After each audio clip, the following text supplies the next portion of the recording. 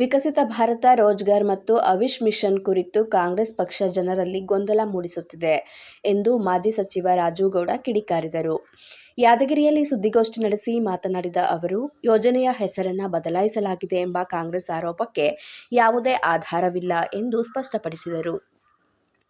ಮಹಾತ್ಮ ಗಾಂಧೀಜಿ ಕಂಡ ರಾಮರಾಜ್ಯದ ಕನಸನ್ನು ಸಾಕಾರಗೊಳಿಸುವ ಉದ್ದೇಶದಿಂದಲೇ ಈ ಯೋಜನೆ ರೂಪಿಸಲಾಗಿದೆ ಎಂದು ಹೇಳಿದರು.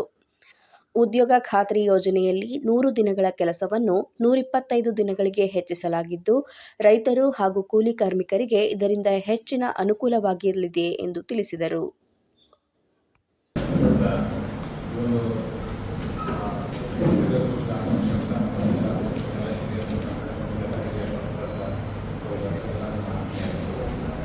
ವಿಶೇಷವಾಗಿ ಈ ಒಂದು ಸುದ್ದಿಗೋಷ್ಠಿ ಮಾಡ್ತಿರೋ ಉದ್ದೇಶ ಏನಪ್ಪ ಅಂತಂದರೆ, ಈಗ ಹಲವಾರು ಕೆಲವೊಂದು 4 ದಿನಗಳಿಂದ ಸಾಕಷ್ಟು ಚರ್ಚೆ ಇದೆ.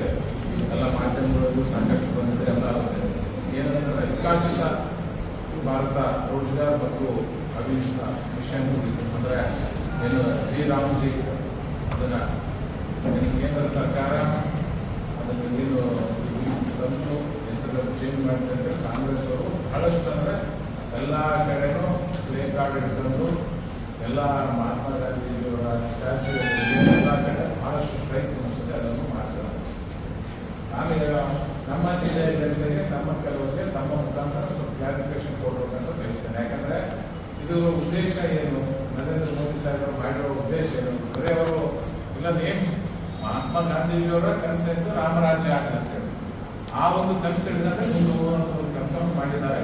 ಈಗೇನು ಉದ್ಯೋಗ ಖಾತ್ರಿ ಯೋಜನೆಯಲ್ಲಿ ಫಸ್ಟ್ 100 ದಿನ ಎಲ್ಲ ಕೆಲಸ ಸಿಗ್ತಿತ್ತು. ಈಗ ಅದನ್ನು 125 ದಿನ ಹೆಚ್ಚು ಮಾಡೋಂಥ ಒಂದು ಕೆಲಸವನ್ನು ಮಾಡಿದ್ದಾರೆ. ಅಂದರೆ 25 ದಿನ ಹೆಚ್ಚಿನ ಒಂದು ಕೆಲಸ ಕೊಡುವಂಥ ಕೆಲಸವನ್ನು ಮಾಡಿದ್ದಾರೆ.